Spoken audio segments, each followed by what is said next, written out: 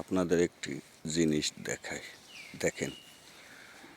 পান্নানদোয়ালি সন্ত্রাসী বাহিনীরা কার্যক্রম জায়গা কিনেছে একজনরা, আর জবরদখল আস্তে আস্তে পরের জায়গার ভিতর চলে আসে। কীভাবে পরের জায়গার ভিতরে এসে আইল বানায় নেছে এবং কাজ করতেছে।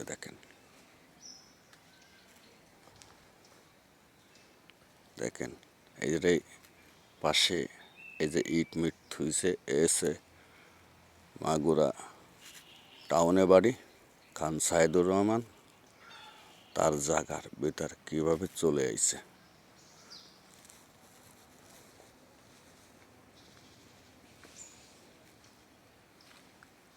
দেখেন এই যে গর্তগুলো খুঁচিছে সব এই পাশে চলে আইছে। সাইদ খানের জায়গার ভিতরে এসে এই গর্তগুলো খুঁচিছে বা রাস্তা বানায় নেছে জোরপূর্বে সন্ত্রাসী বাহিনী দিয়ে। তাহলে দেশ কিভাবে ভালোভাবে পুলিশ চলছে? দেশ কি এখনো ভালো আছে? এই বর্তমান সরকার অধীনে খুব সন্ত্রাসী চলতেছে কার্যক্রম, আপনাদের দেখাচ্ছে। দেখেন এমনকি গাছগাছালিও কাটেছে। ভিডিওটা আপনাকে দেখাচ্ছি, আপনারা সবাই শেয়ার করবেন এই ভিডিওটা, সন্ত্রাসীরা কিভাবে কার্যক্রম করতেছে।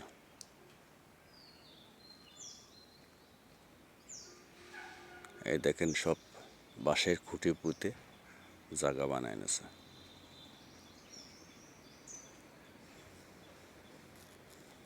আপনাদের ভালো করে দেখাচ্ছে। দেখেন এই হচ্ছে সন্ত্রাসী বাহিনীদের কার্যক্রম।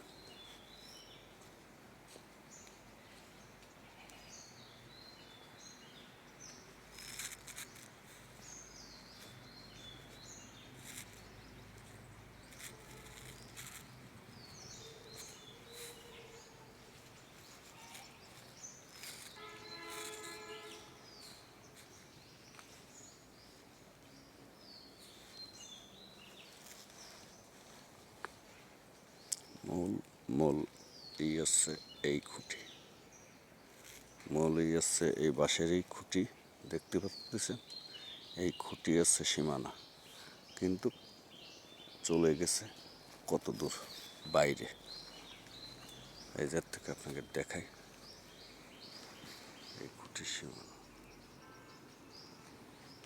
এই গর্তগুলো যা খুঁজতেছে সব পরের জায়গায়, সন্ত্রাসী কায়দায় কার্যক্রম চলতেছে। ইট পাটকেল অন্য লোকের বাড়ির পথে নিয়ে আসতেছে। এই পাশে কোনো জায়গা নাই, রাস্তা নাই, পরের জায়গার পথ দিয়ে ইট পাটকেল জোরপূর্বে নিয়ে আসতেছে। নিয়ে এসে এই জায়গায় বিল্ডিং করতেছে। আপনাদের ভালো করে দেখেন, কুয়াশার ভিতর দেখা যাচ্ছে না। এই সন্ত্রাসী বাহিনী বাংলাদেশে তাণ্ডব চালাইছে আগের সরকারের আমলে 17 বছর যাবৎ, এখনো সন্ত্রাসী করে যাচ্ছে এইসব লোকজন। তাহলে দেশ কিভাবে ভালোভাবে চলাফেরা করবে, দেশ কিভাবে ভালোভাবে চলবে? ধন্যবাদ জানাই আপনাদের।